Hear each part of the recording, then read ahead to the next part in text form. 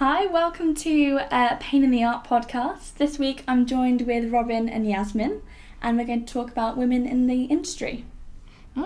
We are joined by that odd headphone jack that's joining all of us into that one adapter. It's a very relevant topic, isn't it? Definitely.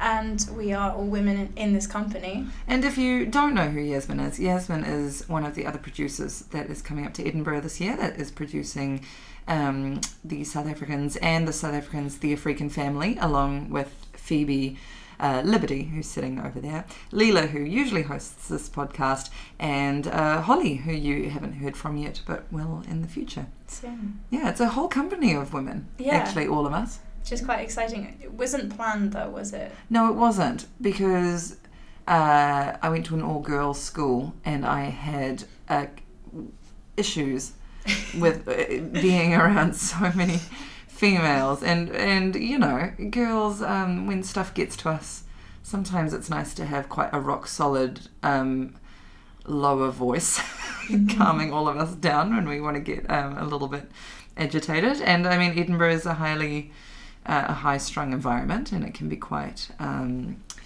intense, I suppose. So yeah, I did initially think that a guy being on the team would just be kind of a nice lightning rod, if need be. Oh, no one else laughed at that. I'm joking. That's not a serious comment. It depends. I work with all men at the moment, and actually I really don't mind it, but it doesn't feel like that there's too much male tension, or maybe because I am the female, but I think it really depends who the people are. Agreed. I've always found it easier to talk to guys, but at the same time, all the women that we have at the moment, they're all very chill and down to earth and mellow, so it doesn't feel like there's this big mean girls environment that I think sometimes people imagine when they imagine like a whole group of women. Yes, I agree. And I'm really happy with the team that we've got for Edinburgh, and I'm super happy with everybody's attitude, and I think it's nice when we all get together and we have these team meetings and we all kind of talk and laugh and everything. But I think as well it's kind of it can, as long as everybody is honest, I think that's the thing that gets me, especially at high school. I found it with, you know, it being all girls, is that sometimes women have a problem with being very direct and very honest, and allowing things to kind of get under their skin, or, you know, and then they talk, and if they talk about issues that bother them, it exacerbates the issue without even addressing the issue directly. And I think sometimes, as long as, and like I've said from day one with the company, is that as long as everybody's really upfront, as long as everybody says what's on their mind and everyone just says how they're feeling, then they really shouldn't. I don't know about you two, but I don't really foresee any issues in the company so far. Fingers crossed. Fingers crossed. Yeah, no, that's interesting though as a point, because I do think women are encouraged to not necessarily just suppress what they feel, but to take more. You know, you have to be a bit more patient as a woman, and so I think that this culture of, you know, talking more behind people's back rather than talking right straight in front is because you don't want to seem aggressive, you don't want to seem confrontational, and women are always, or me growing up, and I grew up in Italy as well, which is a very sexist country, and that kind of old-fashioned mentality of women are like this and men are like this was very prevalent. So I do remember my grandmother or people telling me, oh, women are softer and gentler and you don't speak up. Well, for men there's never that rhetoric, and so if they have a problem they just say it and no one will question that. Do you find it's still relevant in this, that mindset is still very relevant in this day and age? Yeah, I think it's something that it really depends where you grow up, because I see the big difference of when I go back home in Italy, where that is much more prevalent and much more obvious than here. But I do think it is something that people grow up with and assimilate without knowing. And so just the idea of, for example, and also because it becomes common knowledge to think, oh, women talk behind people's back rather than up front, you, by saying that, by thinking that, perpetuate that as well.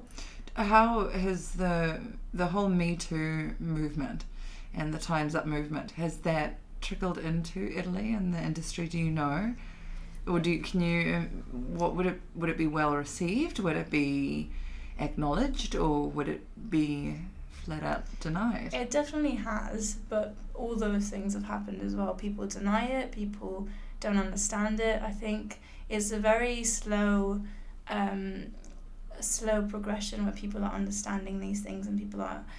It's really annoying actually for me to go back and with the mentality of seeing how things happen here and how things change here, to then read, for example, people's comments or my friends hearing. I remember being in the car with one of my friends and we were listening on the radio about the Me Too movement when things just blew up, and she, who is a very intelligent university feminist girl, just went, oh, if it was true they would have said it at the beginning. And this kind of idea of immediately dismissing women and thinking, oh, they're just doing it to be rich, and kind of just saying normal, usual male rhetoric towards it, or right-wing rhetoric, was interesting and very annoying for me to listen to. I think, no, you're my friend. I know that you think like this. If this happened to you, you would think like this, but you're just so used to that idea of, no, it's the woman's fault, and slut shaming and all that mentality is still so prevalent there. And it's also because it's a big Catholic country, and I can't say that isn't a big thing. You think so? Yeah. It's funny that you say that, because it took me a really long time to get on this kind of equality bandwagon, feminist bandwagon. Probably not so much an equality, because in the industry, I mean, the technical aspects of pay, the roles written for women over a certain age, the groping and the touching and the all of that kind of sexual harassment, those kinds of technical basics, there's no grey area for me. It makes absolutely no sense that these kinds of issues still are prevalent in this day and age. But the feminism bandwagon, I was brought up in a family that very much kind of taught me to take what I wanted, and whatever I wanted in my life, I shouldn't wait for somebody to give it to me. I either create it myself, or I go out and I take it, and I make sure that in a sense I earn it. And so I kind of couldn't really understand this push for feminism and women, and I just kind of was like, well, who's sitting around in this day and age waiting for things to be given to them, or feeling less than your male equivalent? This doesn't make any sense to me. We're equal, and you need to believe that we're equal and act like we're equal, and not take lower pay, and walk with your head held up high, and just kind of... I don't know, I'm probably not phrasing this very well, but I couldn't really I remember talking to my friend about it at one point in a cafe, and I said, I just kind of can't really understand why women accept lower pay rates than men, and then kind of go, oh, I'm being paid less than my male equivalent. I just kind of, it wasn't making sense in my head, which is, and now, because I'm older and wiser, I realise what a narrow view it was. And anyhow, the thing that got me was one day I was at the gym, and I was sitting down, and these two girls walked in, and they were wearing leggings and just sports bras. So, they were a lot of skin on display, but they had really good bodies, and I was looking at them being like, good for them. They work out a lot and they should show it off. That's excellent. And I looked around, and it's predominantly at that time of day, a lot of males are in there. And I suddenly was like, nobody's catcalling them. And I was like, and nobody's going up and touching them, and nobody's groping them. Sure, guys will give them a look and then go back to their weights or do whatever it is and go back. Just the way that probably I looked at them and was like, good looking girls, they're in shape, good for them. But I thought to myself, this doesn't make any sense, because if they were wearing that outdoors, or they were wearing that in the club, or they were wearing that, I don't know, somewhere, they would suddenly be told that they were asking for it. Or with you dressing like that, you're asking for the attention, you're wanting this. And I thought to myself, but if every male in this place is controlling themselves here, it makes no sense to me that men wouldn't control themselves out there. Why are these women who are wearing this and probably feeling really good about themselves only safe underneath the roof of the gym? The minute they step out of the gym, it's almost like they're fair game. And I thought to myself, it shouldn't just be the gym. And this is really lame, but I was like, the world should be our gym. And I was like, oh, we should be allowed to do what we want and wear what we want, and without this fear that's being ingrained in us that it's our fault, or we're asking for it, or we're angling in this direction, or we wanted this, or the subtle mind games, or whatever it may be of, I don't know, using our aesthetic in order to perpetuate our end goal. I don't know. I don't know where those kinds of myths come from. But it was the first time that it really clicked with me that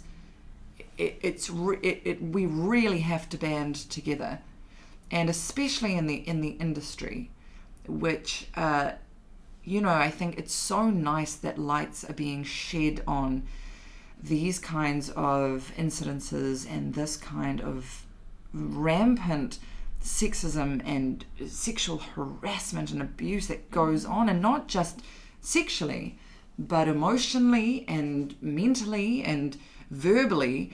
I have been on set so many times where I was with my castmate and we were laughing about something. It was in between a take, and the director went, yeah, just shut up now, shut up and act. And then he turned to the producer and went, fucking women. And I was the only woman on set, and then the camera started rolling, and first of all, I couldn't believe what he had said to me, and then expected me to just kind of go into a scene. I couldn't believe I'd been spoken to like that, and then I couldn't believe the derogatory slur. It's so unnecessary, and he, funnily enough, is Italian. Yeah. That's the thing that gets me, and I think that's what the Me Too movement is so good about, and the Time's Up movement is so good about, is because it's addressing even those little subtle abuses of power and even Terry Crews, the actor, the huge, beautiful black dude who is so powerful, has talked about being sexually molested in the industry and how powerless it made him feel, and people have reached out to him and gone, well, why didn't you just punch him? Look at you, look at your size, look at your strength, of course you'd be able to take on whoever's touching you. And he said it's so it strips you so much of your power, and it makes you feel so helpless, you just don't know what to do. And that's why I think it's so nice that all of this stuff is being talked about, and all of this stuff is now having light shed on it. Yeah, no, definitely. And actually I think what people don't realise is it's not just, no, obviously if someone grabs you, and even if I say use this example, someone might still just be paralysed with fear, not knowing what it is, especially when it's your professional environment. But myself, if I think of my experiences, they're more similar to yours, where you know something's wrong and you know it's not like a friendly thing, and you know that there's something more there, but because the action in itself isn't a big action, you've been made to feel that your reaction has to be just as subtle, or just as you're never quite sure. And it can be something very, very small and, let's say, harmless, and where it's just somebody asking a bit too many questions and you don't know, should I mention that I'm in a relationship? And you kind of just are in that awkward stage where you don't want to just go no, go away, but also you don't want to lead anyone on, or you don't want to feel like you are. But then the more disgusting things, that story just doesn't make me feel gross, because I know exactly the feeling. I had a teacher at school that would do that. Just be too close and have their hands on your shoulders, or kind of just inappropriate touching. You know it's inappropriate because you are the teacher and I am a student, and I am not giving you any signal that I'm doing that. But because a hand on the shoulder isn't something that someone would then investigate and then ban the teacher for, even when I complained, everyone was like, oh, it's not, he's harmless, it's just a harmless old guy. Yeah. He's not going to actually do anything, they're not going to actually act upon it. But your feeling in that situation is of being uncomfortable, feeling gross, of feeling so my powerless. Question is, if you know how I feel in those situations, and I know how you feel in those situations, why do you think the default, which I think more recently it's not so much the default, but there is, cut that bit, why do you think there is such a quick jump from women to disbelieve other women, or to side on, I Do you know what Yeah, you don't know. I know what you mean. For example, when I complained about this teacher at that time, and I think I was 17, 18, so not like really young, but I had only just, let's say, discovered feminism at that age or understood it, and one of the first person, I don't remember if she happened to be the first person I told, or if she just wanted to talk to me, but she was a religion teacher. And she was like, yeah, I heard that you have this issue with this teacher and you're talking about it to other students. But let me tell you what my teacher did. He used to say that he'd dream about us all naked and things like that. Gosh. She was like, so that's bad. So this is actually not too bad. And she was saying it in a way of saying you shouldn't say anything else. And her vibe wasn't, don't make issues, kind of like, don't make a big fuss about it, I'm protecting you, if you make it a big issue it's going to be so much worse. But also it didn't feel like this, don't worry about it. It just kind of feel like this is the life that we have, accept it. Why? But I don't know why it's from other women. I mean, I didn't particularly like her. I didn't particularly know her. I didn't even do religion at school because I was just an atheist from day one. But other women that I know get annoyed with other women. I think it's also, again, this mentality. Patriarchy doesn't just come from men. It comes from growing up within it and just being influenced by it so subtly that it just becomes part of your nature. I remember when I was younger thinking like a girl that would sleep around would be a slut, but now it's definitely not part of my language, but I became aware of it. I did my research around it and I understood it on myself. But I feel like that was just a moment of enlightenment, and people that still come from my small hometown in Italy don't see that. And if I think back of like discussions that we might have in class when we were younger, I feel disgusted by them and disgusted by my own opinions. But I think you get so stuck into thinking that you don't see. It's hard to remove yourself and see a bigger picture. And as much as people hate on social media, I think that's become the biggest avenue for people to discover that actually in different cultures this is not all right, or if you read more and you see more and it's not just your closed little bubble, because it's like a worldwide thing. I think it's helping smaller places and people who had smaller town mentalities to understand more of the world and understand more of this movement as well. And in the industry, how do you feel about being a young female, because you're younger than I am, in the industry, with the Me Too movement and the Time's Up movement happening now? Does it make you feel hopeful? Does it make you feel like things haven't changed? Do you think it's a fad that's going to blow over? And like you say, the patriarchy is just kind of waiting for this fad to subside and then it'll go back to how it was? Do you think there's going to be permanent change? I definitely think there's more and more change. I am hopeful for it. And as much as people hate on terms like political correctness and being aware of the language that you use, I think it's an important thing, because it just makes people more careful and more aware. But not just careful because people are going to get offended and angry, but actually there are consequences. So the fact that you can't touch a colleague, and now that you report it because you have a movement to back it up, you're not just one voice, you're a whole movement of people. And even men or women that did not realize that this was a thing, or they might see that it's a thing and not realize that it's a problem, I think now at least they're a bit more careful about it and they know that it's a thing. I don't think it's going to suddenly make everybody act better or immediately report it if you're a victim of it. I think there is still that feeling of, oh well, I'm the powerless person here, because essentially it's always about power. If I got a big role and I was in that situation, I don't know how much I could do, because you're aware of it, you're angry about it, but then at the end of the day it's always, that's my job, and how much can I, what is easier, just to take it for a short while or just to immediately get cut off? And you could get cut off from it, which is what a lot of women complained about. It's not just the touching or the manipulation, it's also the idea that you have no choice. Your career could end because more powerful people are holding it. It's funny, hey, because getting working in the industry, the that it's so strange because people like Rose McGowan, for example, who are so like that she has been torn down, and Jamelia Jamil from The Good Place. She did a great interview with Rose McGowan and kind of asked her about the storms she's weathered as being this outspoken advocate against Harvey Weinstein and other people in the industry, and how much hate she's received. But I think to be that initial person, like you say, like, would I, it's such a, would you, if you were in that position and you got that big role, would you say anything? I was in drama school and I was working in a nightclub type thing, and I got really harassed by a very, very well-known person. And to the point of where I went out the back into the storage room and burst into tears and asked my boss to go home.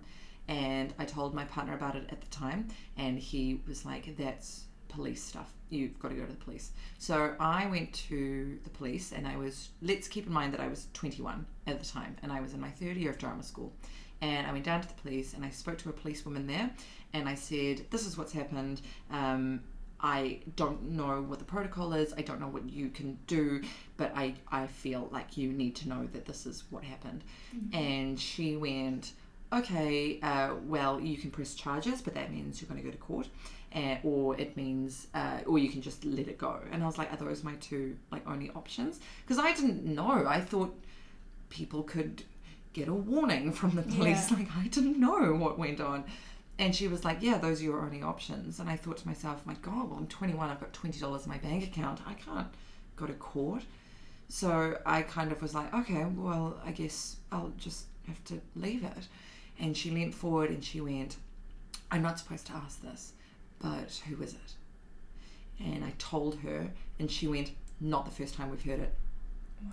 And I was like, okay, doesn't that mean you should do something about this person? And then she leaned forward and she goes, and also because he is X, Y, and Z, just know that he's going to have a massive team of lawyers, and you are in drama school. And this is a policewoman saying this to me. Yeah. And so essentially she's going, you're going to look like you're getting your 15 minutes of fame by dragging this guy to court, and he's going to have all the lawyers and you're not going to have any, and so you're going to lose. So just leave it. And I went out and I sat, same deal, I sat in my partner's car at the time and cried. And I'm 32 now, and this is nearly 11 years ago, and I still, every time I hear about that person or see their face, I just go, I get, as Afrikaans would say, I get like krille down my neck. I just, because it's just, it's the epitome of people getting away with it, and just going, well, you're just in that position, and you just think you can do this. And just her saying that it's not the first time that she's heard it just makes me just shrivel up inside, because it's just annoying. You're not ruled by it. 11 years later, you're like, all right, it was what it was, but it's annoying that people get away with that. And the other thing I was saying to somebody else about it in the industry, I was actually talking to a bunch of actors the other day, and we were talking about feminism, and it is not just, I feel like the one good thing about speaking about all of this that's coming out is that men are now also, like Terry Crews, speaking out and shedding light on what has happened to them in the industry, because it's absolutely not a one-way thing. Mm-hmm. And men suffer exactly the same, like we've heard, exactly the same helplessness, the powerlessness, that feeling of not knowing what to do. And one of these actors, I was kind of talking about feminism and how I kind of got on the bandwagon of it. And he kind of said, I just wish I knew what to do. I wish somebody could just tell me what to do in regards to feminism. Where is the line? What? Just so I know that I'm not going to upset anyone. And in my head, I was kind of like, but that's lazy feminism, because you can't tar every woman with the same brush.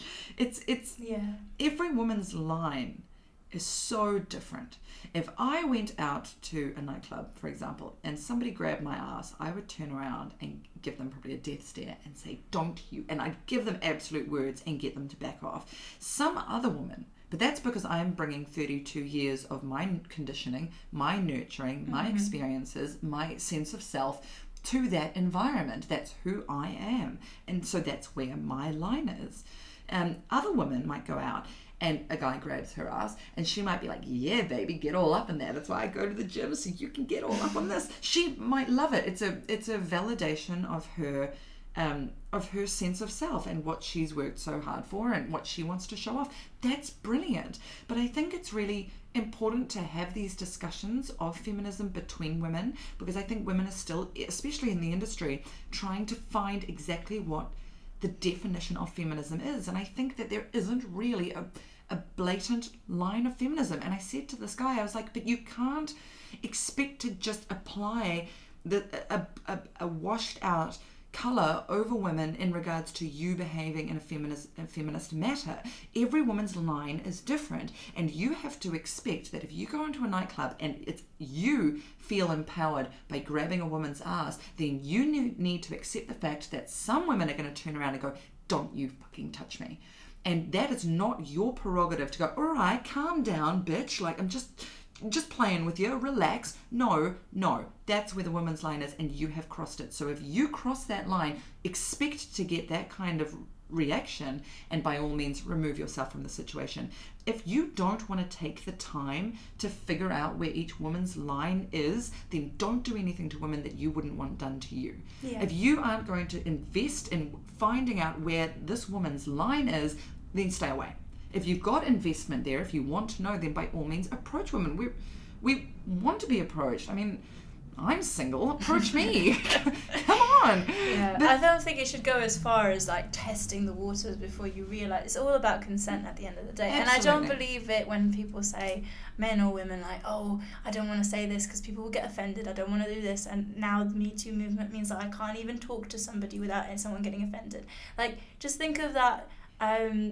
That relationship with your guy friends. You have some friends that you can, punch in the face and they'll just punch you back, and some friends that will not take that, or the same as like some guy friends that do slap each other on the butt and some that don't. But you know when to do that. You have social skills, you have the ability to read if someone's interested in you, if someone's not interested, if someone's like more subtle with, so it literally doesn't even take a conversation. You can feel that body language, and so when someone, if I'm turning around and I'm dancing with someone else and you feel like you have the right to touch me, that's you just exerting power over me. So whether I would be interested if we had a conversation, it's gone now, because I'm not just something for you to just grab or it's so not about testing the waters, but it's about going, if you're going to behave in this manner, you have to accept the reaction of what you're going to get. Of course. The same way if you just punch someone randomly on the street and they punched you back, it's like, well, what are you doing? But it's that thing of, you shouldn't behave like this, or you shouldn't respond like that, or you like you've said earlier today, you should be like this, you should be in the kitchen in Italy, you should be quiet, you should be soft-spoken. No, if you are honestly thinking that kind of behavior, and you honest to God think that kind of behavior is okay, you need to understand that every single woman is different, and every single woman's reaction is going to be different. So behave how you would want somebody to behave to you. Yeah. At the end of the day. How do you feel about being in an industry that is so focused on appearances, and then that translating into you trying to keep your feminism? Because, unfortunately, as an actor, how you look is a big part, and I think how you look as a female actor plays, I wouldn't necessarily say more role, because for men the pressure is there as well to look a certain way. I would go out on a limb here and expect some criticism in saying this, but I would say it's heavier on women than it is on men. Yeah, men get distinguished. Do you know? When they get the silver hairs and the fine lines and the weathered skin and the creases around the eyes, they look weather beaten. They look like outdoorsy. They look distinguished and gentlemen. They like cheese. They just get better with age. Women look old. women become hags, women become witches, women let themselves go. It doesn't seem to be like that with men. And roles are always written in those two categories. You have the like leading role that's always a girl that's 20 or 18, and even if she's playing a 32-year-old, and then you have the old person, like the old woman. There's only I those think there's two a shift in the industry now, though. Slowly, though, very slowly. There's just even with shows like Fleabag, and even with other kind of roles coming up, it's nice to see that it's not being solely in that category anymore. How do I feel about it? I think again it comes down to just you do what's best for you. In terms of me personally, I don't mind getting older. I really don't. And I was really happy when I turned 30. My friend Rachel said this perfectly. She was like, when I turned 30, I felt like I was done with the bullshit. And I was like, oh, yes, that's exactly how I felt. When I turned 30, I felt like I was done with all of the nonsense and the drama and the crazy of my 20s. And I felt like I was more solid in who I was, what I wanted, where I was in my life, and where I wanted to go.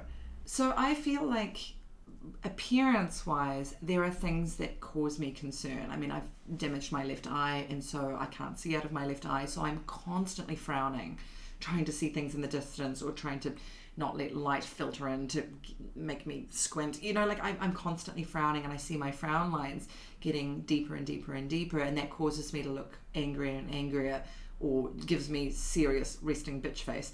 And I mean, I've just watched a film that I was in the other day, and there's so many shots of me unconsciously aware that the camera's rolling, and I'm sitting there and I've just got resting bitch face, and it's just I don't like it because it doesn't make me feel confident. So would I get that issue addressed in order to make myself feel more confident? Yes. And I think that's what it comes down to. As long as I feel good about myself, that's the most important thing, because there are roles written for over 30s. There are roles written for over 40s. There are roles written 50 upwards. I want those roles, and those roles are exciting to me. Like the older roles are fun, and they're layered, and they're measured. And frankly, I want to play the hag, and I want to play the witch, because they're fun roles to play. Me personally as an actor, because of who I am as a person, and this is my Meisner training coming in, I'm not the wallflower, and I'm not the soft romantic love interest. I mean I am in this film I've just been in, which just shows you my range, I suppose, but I play the villain, I play the hard journalist, I play the lawyer, I play the army officer, I play the bitch. Like that's what I do, and that's and I love those roles because they're layered, whereas I find being vulnerable incredibly difficult as an actor, but it's not my forte. So those older lady roles, I want them, because they're the neurotic mother, and they're the crazy grandmother, and they're the Mrs. Trunchbull of the school. Mrs. Trunchbull would be great to play. I'd love to play that. Do you feel like the younger and the kind of cuter and prettier the role, and the actress therefore, the less depth they have as well? Like it's usually like when you're an older soul that you actually have a bit more of a complex character and a character build. I'm not saying with all scripts, because some are really well written, but at least growing up and obviously now things are getting better, so maybe the more films I watch that are released now, this won't be as prevalent. But I've always grown up with this kind of thing of like, oh, the pretty one is like this but very quiet, and actually it's when you get a witch character that you can have more fun and actually be more free. It's I look at those characters, I look at the characters on the mainstream soap operas these days, and I think to myself, my God, I don't know how you do it. I find just being there and listening and being soft and absorbing what they're saying and allowing it to affect me and allowing, my softer side to come out. It's so difficult for me. I can, but it's a bit of a stretch. So I really feel like, no, those younger girls and the prettier girls that are doing it, the ability they have to stand and just be themselves and just listen and be affected and be truthful to whatever circumstance they're in, I think it's brilliant. I think they're brilliant, and I think good for them. I think it's just kind of to each their own, really. Mm-hmm. Does that answer your question? Yeah. I can't even remember what your question was. The thing is, I think when it comes to like the actresses, yes, I do get annoyed when I see roles and things that I could be cast in, for example, because I am that cast type of the soft, the vulnerable, the kind of nurturing female archetype that exists. And a lot of times they just seem very weak, and I don't say this as in, you know, that character is weak necessarily, but the lines that you're given and the opinions you have, they kind of just always follow the male lead. And I'm not saying, again, with every single script or with things that are more new, and the rise of Netflix and the rise of more independent films, I think is giving women more, or actually more women that are writing their own stuff and then producing their own stuff. The fact that you have more opportunity to do so is really good also for this reason. But films that I remember watching, or kind of like scripts that I've read that people have said, oh, do you want to audition for, that are always very, very boring. And that so much emphasis is given into how you look, and you know, scenes where you're crying, but they're like, but you know, don't be too ugly.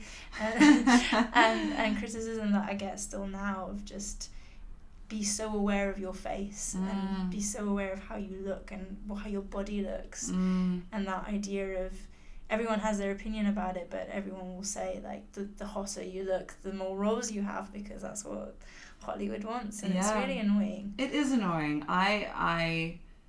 Yes, and everything you're describing is my auditions from age 16 through to 19. It was, and I just didn't really land any work. My first professional gig I ever got, I was cast as a nerd, because I was an absolute geek, and that is the brief, which was so-and-so's nerdy little sister. I was like, great. But then the first role I land out of drama school, the line read, an incredibly beautiful woman walks out of the gas station. And like, I was the gas station like attendant in this like feature film, and it was like my first job out of drama school, and it was like one scene, but it was nothing. He asked me like directions, and then I direct him, and then he gets like a text message or something, and like and suddenly it like triggers something off at him, and then he spazzes out at me and he drives off, and I'm like left there bewildered. I mean, the character analysis only goes so deep, like and the emphasis is all on this like blonde attractive woman who walks out. I mean, yes, and I agree with you. I find it boring, but that's why I think I see these young pretty actresses doing so well and really cultivating these characters that I think are written as just kind of, like you say, weak wallflower girl next door love interests of the man, and just kind of follows them. But I watched recent stuff and I see this character, and they've somehow done it that they're brilliant. And they're not boring, and they're not wilted, and they're not weak. And I don't know if that just shows the kind of limited access I have as an actor, that I get that character brief and I'm like, well, I'll be damned, I'm not going to get this, because I don't know what they've done, but they've really nailed it. So I don't. Yeah. What was the question? Not really a question, I just said my observations about just the balance between having to care so much about your looks and then yet still thinking like, no, I am a feminist. It's about what I think and what I feel, not just about what I look like. Do it for you. That's what I'd say. Do it for you. Just change your aesthetic and your appearance and your look on however you want to present yourself. Do it solely for you, so it propels your self-confidence that you can walk into that audition room or walk on to set and feel really good about yourself and that you can do it. Yeah, as I've been watching a lot of Queer Eye for the Straight Guy, and I'm still watching it. I'm watching it on repeat. I bloody love them. And Jonathan Van Ness, who is just I adore him, and I keep sending him messages on Instagram and he just won't message me back, and I love him. He keeps saying you've got to just show up for yourself every day. You show up for work, you show up for rehearsals, you show up, this is my life, you show up for meetings, you show up for engagements. You need to show up for yourself. And that just comes down to doing whatever you need to do in order to give yourself confidence. And that probably feeds very nicely into the Me Too movement as well that we've been talking about. I think definitely that there is a big shift, and like I said earlier, the fact that there is social media, the fact that people can create stuff and put their own opinions and have a platform to do so, and the fact that we have Netflix and YouTube and all these different places where you can watch real people, it makes a big difference. At the same time, we have Instagram and people photoshopping their bodies and everybody like following a certain trend and trying to be like that, and never feeling like you're good enough. But I do think it is more powerful, the fact that you have all these different voices and people that are presenting themselves and are body positive, and the Me Too movement. So yeah, I think things are getting better, but very, very slowly. Very slowly indeed. Great, well, thank you guys for joining us this week. It's been a really interesting topic, and we'll see you next time for another instalment of A Pain in the Art. Thank you. Bye.